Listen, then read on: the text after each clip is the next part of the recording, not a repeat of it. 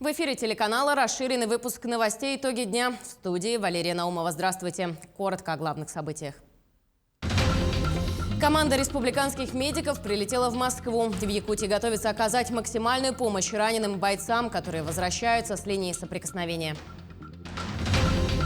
Серьезность онкологических заболеваний и важность выявления рака на ранних стадиях. Волонтеры-медики проводят в Якутии уникальную акцию «Рак боится смелых».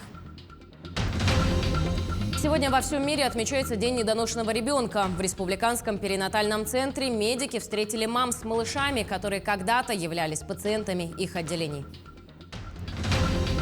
Третий четверг ноября – Международный день отказа от сигарет. Наш корреспондент выяснил, легко ли избавиться от вредной привычки.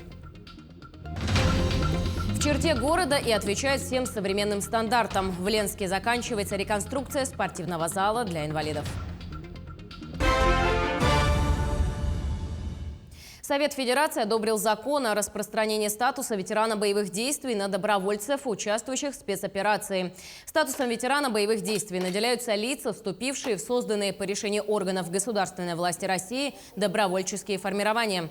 Документ устанавливает статус инвалида боевых действий для добровольцев, которые стали инвалидами вследствие ранения, контузии, увечья и других заболеваний, полученных при выполнении боевых задач. В Якутии растет количество очных консультаций участников СВО и их близких специалистами Республиканского психологического центра. Центром оказана поддержка 3000 участникам специальной военной операции и их близким. Психологическую помощь оказывает более 600 специалистов разных учреждений, работающих с людьми, включая дежурных горячей линии 122. По словам руководителя центра, соотношение обращающихся женщин и мужчин стало 50 на 50.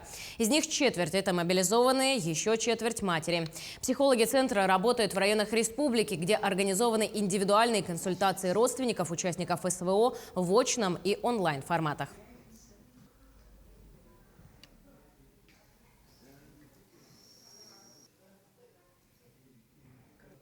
Единый координационный центр республики в Москве за первый месяц работы сформировал территориальные опорные пункты в нескольких регионах страны для связи с военнослужащими. Об этом на брифинге сообщил руководитель центра, постоянный представитель республики при президенте России Андрей Федотов. Опорные пункты сформированы ближе к местам боевых действий. Они развернуты в Донецкой Народной Республике, Республике Крым и в Ростове. Это позволяет быстрее реагировать на запросы бойцов, которые находятся непосредственно на линии соприкосновения в зоне СВО. Единый координационный центр работает вот уже месяц. Этот месяц показал, что это решение было своевременным и очень правильным. Хочу сказать, что сегодня мы видим, что работа по организации помощи в материально-техническом обеспечении наших военнослужащих, она прошла первый этап. Сегодня больше внимания уделяется оборудованию, специальному снаряжению. Работа с ранеными, да, сегодня мы работаем. Ну, например, в городе Москве сегодня 16 раненых, в городе Санкт-Петербурге 15 раненых наших бойцов. Есть в Ростове, во многих других городах Поволжья, Краснодарского края. Мы с каждым из них работаем.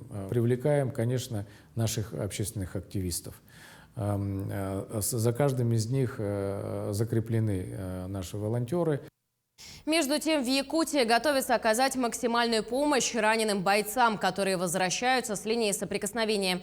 Для этого команда республиканских медиков прилетела в Москву. Главная задача делегации – общение с ранеными и обмен опытом со специалистами военных госпиталей. Подробности у Максима Кардозу.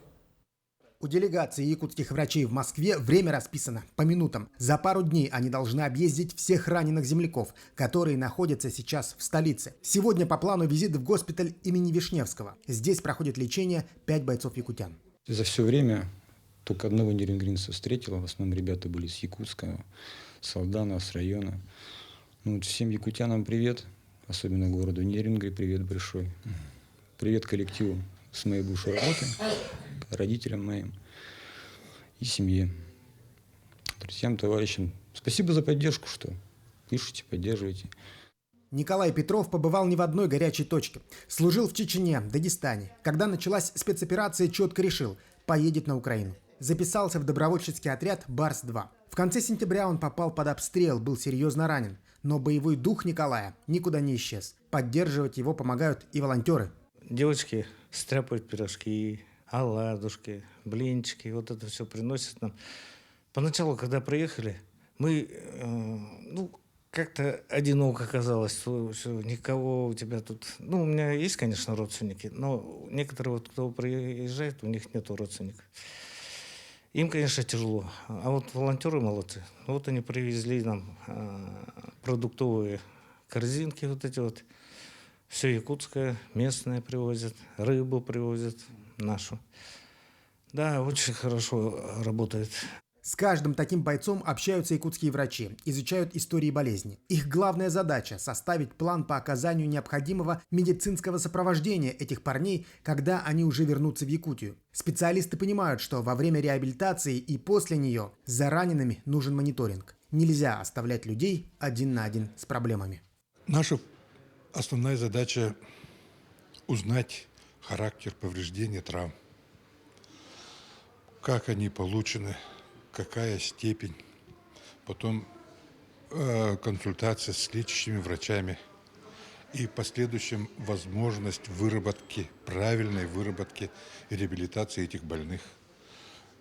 Травмы у них военные, это комбинированные травмы, сложные травмы, очень психоэмоциональное повреждение. И вот мы хотим правильную тактику провести, найти именно адресную помощь, чтобы он вошел в нормальное русло. Якутские врачи после Москвы отправятся в госпитали Петербурга, а дальше поедут в Ростов-на-Дону, где тоже проходят лечение наши бойцы. И уже с полным перечнем всех необходимых данных специалисты вернутся в Якутск, чтобы начать работу по качественному сопровождению раненых. Конечно, Комфортные условия. комфортно. Ну, хорошие условия, комфортные. Ну, этот парень вообще молодец, конечно. Максим Кардозу, Джордж Березкин, Москва. Волонтеры-медики проводят в Якутии уникальную акцию «Рак боится смелых», главная задача которой – рассказать жителям республики о серьезности онкологических заболеваний и о важности выявления рака на ранних стадиях, когда его можно быстро и качественно излечить. Подробнее об акции «Рак боится смелых» расскажем в следующем сюжете. Онкологические заболевания занимают лидирующие позиции в стране по причине смертности. Но надо помнить, что рак – это не приговор, и современная медицина способна излечить онкологию, особенно на ранних стадиях. Для того, чтобы выявить болезнь, необходимо периодически проходить обследование и делать онкоскрининг. Всероссийское общественное движение «Волонтеры-медики» в этом году выиграло президентский грант на проведение акции «Рак боится смелых». В рамках акции врачи-онкологи проводят онкоскрининги, консультации и прием пациентов. В России выбрали только 20 пилотных регионов, где будет проводиться данная акция. И вот в двадцатку вошла наша республика Саха-Якутия, получается. Да. Цель данной акции – это профилактировать заболевания, потому что онкология очень сильно молодеет. И сейчас у нас ведется активная профилактическая и просветительская работа. Благодаря этой акции, возможно, удастся хоть немного изменить статистику региона по онкологии в лучшую сторону. Более распространенной онкологией у нас является в республике рак легких. Она занимает первое место так как среди мужчин, так и среди женщин. Следующее место среди женщин занимает рак молочной железы. И также очень распространены онкологические заболевания желудочно-кишечного тракта. После 40 лет обязательно должны проходить этот онкоскрининг. Онкоскрининг у нас проводится в республиканском онкологическом диспансере. Да, это у нас практически круглогодичная акция. Также онкоскрининг проводится при диспансеризации, но иногда для удобства коллектива работодатель приглашает специалистов прямо на предприятие. В этом году в рамках акции «Рак боится смелых» врачи-онкологи приехали в главный офис Сбербанка в Якутске. Решили принять участие в акции «Рак боится смелых». Мне очень отрадно было видеть то, что вот на наше предложение принять участие откликнулось буквально за 2 дня более 200 сотрудников. Сегодня у нас проходит скрининг 250 сотрудников, включая членов их семей, которым мы тоже дали такую возможность пройти вот это обследование. Самое ценное, что у нас есть, это наше здоровье, но со временем даже самый здоровый организм может дать сбой. Чтобы вовремя распознать и вылечить болезнь, необходимо хотя бы раз в год проходить обследование, в том числе и со сдачей онкоскрининга. Александр Хавренко, Джилус Иннокентьев, Якутск. 17 ноября во всем мире отмечается День недоношенного ребенка. В Якутске праздник жизни проводится с 2013 года. Праздничные мероприятия проходят в Республиканском перинатальном центре. Здесь медики встречают мам с малышами, которые когда-то являлись пациентами отделений для недоношенных, а теперь полностью догнали в развитии своих сверстников. В том, что маленькие жизни находятся в надежных руках, убедилась Анна Пшенникова. Месяц назад Гульнару Шансуддинову привезли в перинатальный центр Якутска из города Мирный. Ее первенец с былиным именем Радмир родился на 30-й неделе весом чуть более 1 килограмма. Но благодаря усилиям врачей спустя месяц малыш переведен из реанимации. Теперь мама может общаться с ним постоянно. С реанимации нас недавно перевели. Сама ухаживаю за своим ребенком. На данный момент мы уже набирали 1,5 килограмма. Уже окреп, уже на руки, улыбаемся, плачем, характер показываем. Сегодня у малышей, появившихся раньше срока, гораздо больше шансов удержаться за жизнь. Современные методы и новейшее оборудование позволяют спасать младенцев, рожденных на 22-й неделе из положенных 40. Даже самого маленького якутянина, который появился в этом году весом 430 граммов, врачи перинатального центра спасли. С каждым годом у нас технологии все современнее становятся. Да? У нас появляется современная аппаратура. И самое главное – это опыт врачей. Все-таки, да, опыт наших докторов, профессионализм их. И в связи с вот все это в совокупности улучшает результат реанимации вот таких выхаживаний и таких новорожденных детей недоношенных.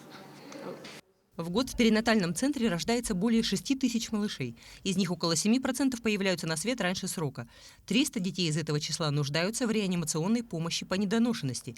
И первыми, кому они попадают в руки, становятся врачи-реаниматологи. Это уже ребеночек, только он является незрелым, недоношенным, с экстремально низкой массой тела при рождении.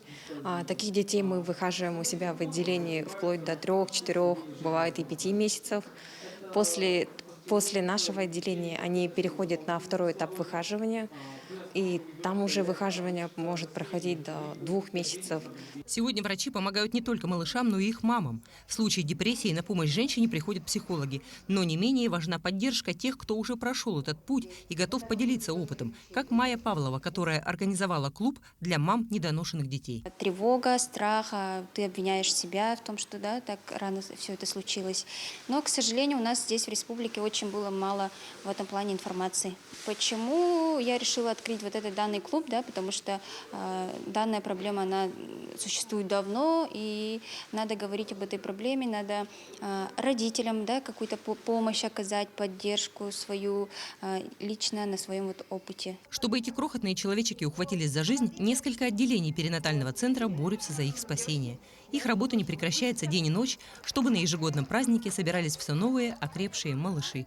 Анна Пшенникова, Семен Семенов, Якутск. В Северо-Восточном федеральном университете проведена конференция на тему здоровья человека на севере. Мероприятие посвящено 80-летнему юбилею руководителя научной лаборатории мединститута Владимира Леонидовича Осаковского. Подробнее в материале Светланы Амосовой. 14 ноября в Якутске начался 8-й национальный конгресс в международном участии. В рамках масштабного мероприятия проходит научно-практическая конференция по механизмам формирования здоровья человека на севере. Она посвящена юбилею Владимира Леонидовича Осаковского, проработавшего в научно-исследовательской деятельности около 50 лет. Ученого с круглой датой поздравили коллеги и вручили почетную грамоту от Государственного собрания Илтумен. Основной темой обсуждения на конференции стали особенности функционирования организма человека в экстремальных условиях Севера. Как рассказывает Владимир Леонидович, открытие генетических исследований началось с изучения вилюйского энцефалита. И эта тема до сих пор остается актуальной и до конца не раскрытой. Молодежь в дальнейшем это дело в дальнейшем разовьет более конкретно, потому что там очень много очень интересных, научных и очень вещей, связанных и с происхождением, и с медициной. Владимир Леонидович в конце конференции предложил коллегам свою рабочую гипотезу по проведенным исследованиям. Как в дальнейшем исследовать, какими идти путями и подходами. Конечно, проведение таких научно-практических конференций очень полезно не только для нас, научных сотрудников, да, это полезно и для нашего подрастающего молодого поколения, чтобы они уже понимали, что происходит вообще в научной сфере, да, чтобы планировали свои какие-то творческий свой путь, дальше развивались. Всего приняли участие около 25 человек, так как Владимир Леонидович долгие годы сотрудничал и работал с зарубежными исследователями. По видеоконференц-связи с докладами подключились ученые с Америки, Великобритании и Франции. Также с видеодокладами выступили коллеги с Москвы и Новосибирска. Светлана Амосова, Илья Сыромятников, Якутск. Третий четверг ноября – Международный день отказа от сигарет. Врачи предлагают курильщикам хотя бы на этот день отказаться от вредной привычки. Легко ли бросить курить, выяснял Иван Лазаренко. Фразу, авторство которой приписывают Марку Твену, о том, что бросить курить очень легко, я и сам сотни раз так делал, многие воспринимают как некую шутку. А совершенно зря, ведь потом некоторым приходится обращаться вот в такие заведения. Все знают, что курить вредно. В мире проведено множество исследований, которые убедительно показывают, что курение наносит здоровью вред. Никотин действует на нервную систему, нарушается работа всех органов организма, страдает память, внимание, появляются головокружения, головные боли, снижаются слух и зрение. Так как же бросить курить? Человек должен готов психологически. Лекарства лекарствами, но психология все равно завязана все на психологии. Есть сейчас мобильные приложения, как бросить курить, пошаговые. Вот есть психотерапевтические там различные услуги, игры, рефлексотерапия, ну, естественно, лекарственные препараты. Желание бросить курить, проблемы со здоровьем и сила воли являются самыми главными причинами, по которым россияне могут бросить курить. Но, как говорят все специалисты, лучший способ бросить курить – не начинать. Я никогда не курила, и у меня зависимости нет, что, я считаю, что это не нужно. Просто-напросто, мне 41 год, и я ни разу не пробовала даже этого. Я курил, я бросил. А как вам это удалось? Легко. Очень легко. Я работал в шахте. И вот шахта помогла бросить курить. Намного лучше стало. И по финансам. Вы курите? Да. А у вас было желание бросить? Ой, еще какое. А почему не получилось до сих пор? Я не знаю, это может болезнь, может быть это, не знаю. Курил, конечно. А как удалось бросить? Стаж 42 года. Просто так взял и бросил. Особое беспокойство в последнее время вызывает тот факт, что подростки, полностью не осознавая всего вреда, который наносит никотин организму, начинают употреблять различные никотин-содержащие смеси. И по школьникам ситуация тоже ведь неоднозначна. Мы сейчас тут посмотрели школьников, где-то 350 человек. Те, которые дали согласие, их родители на тестирование наркотические. Там тоже есть тест-полоска на никотин-зависимость. Тоже вот из 350 человек, где-то процентов 12-13, это уже употребляющие никотиновые смеси. Психологи советуют ограничить свое общение с курящими людьми, когда соблазн выйти подышать свежим воздухом вместе с курящим человеком велик. Поможет и отказ от алкогольных и кофейных напитков, каждый из которых усиливает желание закурить. Иван Лазаренко, Вадим Барашков, Нерюнгри. Алданский центр IT-технологий дает обширные возможности юным программистам и киберспортсменам. Совершенствуясь в своих увлечениях, ребята осваивают новые малоизвестные направления. В перспективе при центре будет образована команда, которая станет представлять район на площадках разного уровня. В виртуальную реальность погрузились наши коллеги. Высокая концентрация внимания, выдержка, реакция и умение вовремя помочь товарищу – эти качества ребятам из клуба «Юнавия» сейчас особенно необходимы. Школьники готовятся к республиканским соревнованиям по киберспорту. Игра предусматривает командное мышление, командную работу. Если один что-то забыл сделать, не сделал, то и проигрывает, соответственно, вся команда. Центр IT-технологий открылся в Центре дополнительного образования Алданского района совсем недавно и сразу завоевал у школьников популярность. Самому юному пользователю еще не исполнилось 7 лет. Старшие посетители скоро отметят совершеннолетие. Нашим школьникам это позволяет тем, например, у кого дома нет возможности выйти в интернет, либо отсутствуют компьютеры, приходить заниматься сюда, получать различные помощь по навыкам программирования.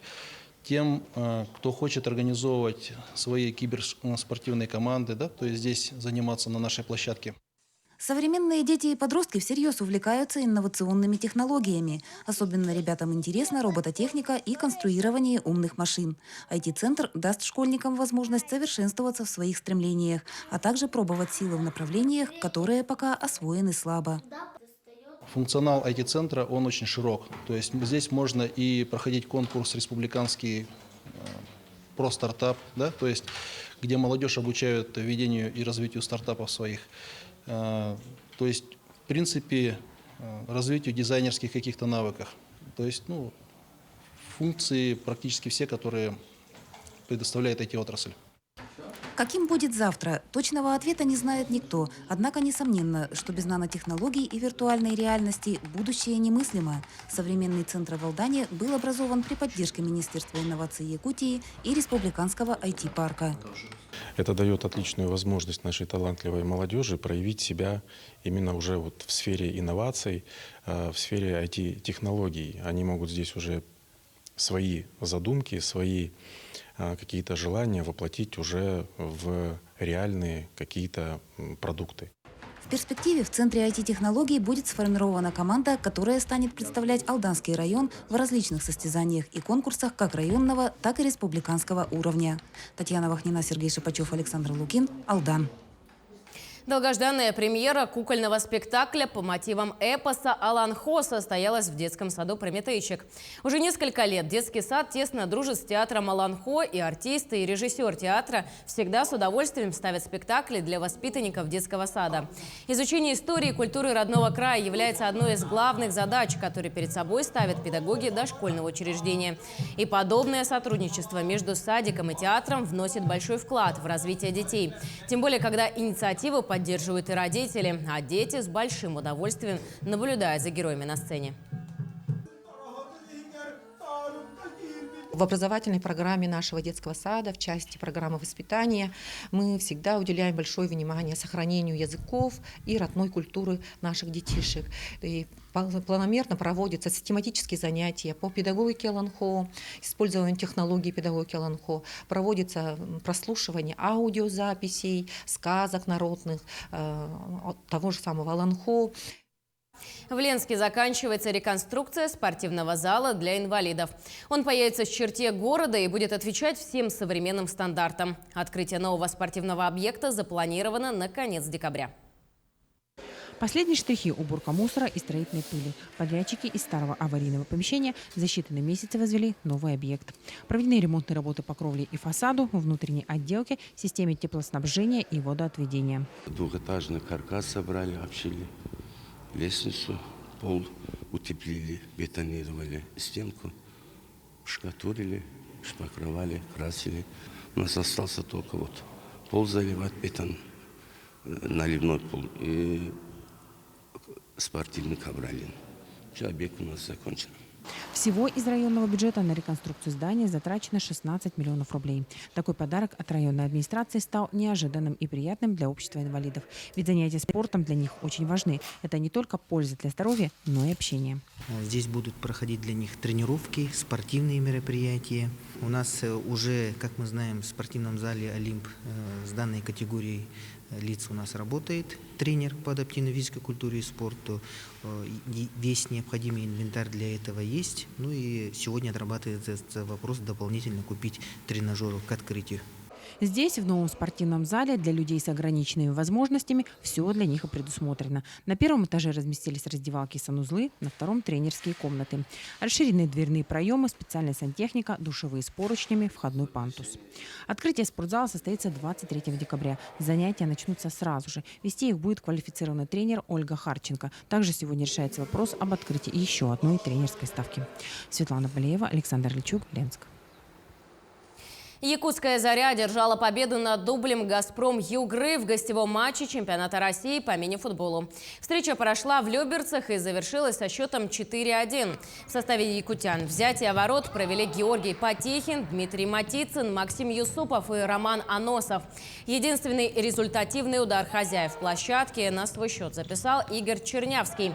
Эта победа стала 6-й для «Зари» в текущем сезоне. Команда идет на 4-й строке турнирной таблицы, имея в активе 15 очков после 8 игр. В следующем туре подопечные Олега Марченко вновь сойдутся с дублем «Газпром Югры». Встреча пройдет 26 ноября в Троицке. Игра была очень тяжелая, играли до гола. Кто забьет, тот и победит. Есть немножко проблемы, травмированные ребята, сломанные, лечатся. Но так, конечно, победе все рады очень. Игра была тяжелая, ребята молодцы, старались, играли с первой до последней минуты. Первая цель — попасть в 8-ку и играть в плей-оффе. Там соперников выбирать не будем. Но будем стараться занять призовое место в чемпионате России. На сегодня это все, но мы продолжаем следить за развитием событий. Оставайтесь на нашем телеканале.